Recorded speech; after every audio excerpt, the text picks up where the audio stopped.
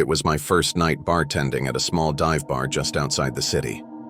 The place had a reputation for its colorful patrons and a history of odd events, but I didn't think much of it. That changed when I met Hank. Hank was a regular, or so the other staff told me. He sat at the end of the bar, nursing a whiskey neat and staring into space. When I introduced myself, he didn't respond, just gave me a small nod. Throughout the night, I noticed something strange. No one else seemed to acknowledge Hank. Even when the bar got crowded, his seat remained untouched, and no one ever spoke to him. At closing time, I asked my coworker about him.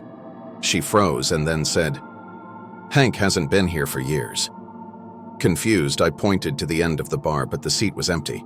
She went on to explain that Hank had passed away in the bar years ago, a heart attack during happy hour.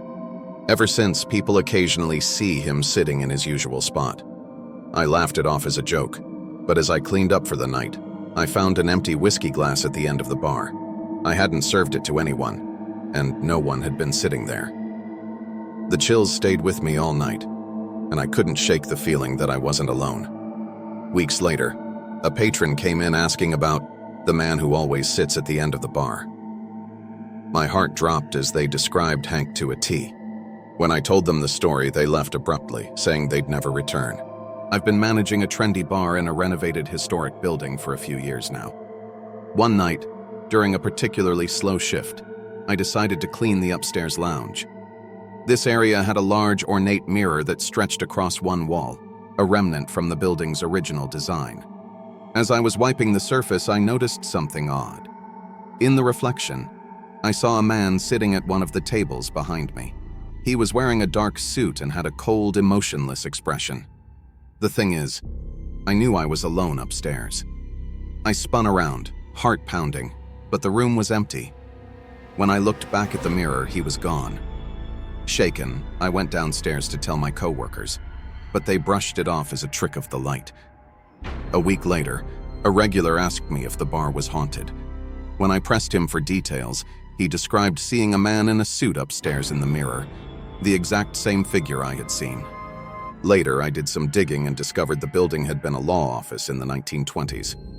One of the lawyers, known for his grim demeanor, had died by suicide in that very lounge.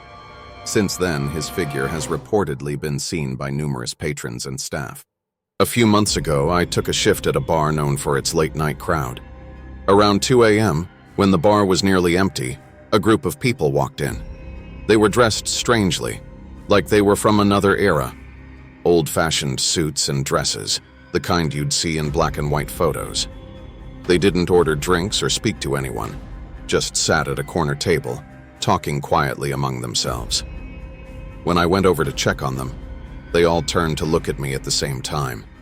Their eyes were cold and their faces emotionless. It sent a chill down my spine. I backed away, and when I turned around a moment later, they were gone. No one had seen them leave. The next morning, I mentioned it to my manager, and she told me that decades ago a group of people had died in a fire at the building when it was a speakeasy. She showed me an old photo, and I swear, the people in it were the same ones I had seen. After that night, strange things began happening.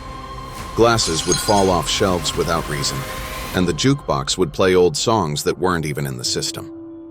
One of my coworkers claimed they heard laughter coming from the corner table, but no one was there.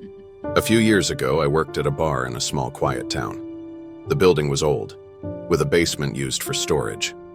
None of us liked going down there alone. The light flickered constantly, and there was an odd, oppressive feeling in the air. One night, I had to grab some extra stock. As I descended the creaky stairs, I heard what sounded like footsteps behind me. I stopped, listening, but the basement was silent. I grabbed the boxes and headed back upstairs, but as I reached the top, the door slammed shut in my face. I pushed against it, but it wouldn't budge. Then I heard it, a low, guttural growl from the other side of the room. My heart raced as I banged on the door, screaming for someone to let me out. Finally, one of my coworkers opened it, asking why I was yelling. I looked back down the stairs, but the basement was empty. After that, I refused to go down there alone. A few months later, The bar owner hired a contractor to renovate the basement. During the work, they found an old, bricked-up room behind one of the walls. Inside were remnants of what appeared to be ritualistic items: candles, symbols, and even a few bones. The basement was never the same after that, and eventually the bar closed down for good.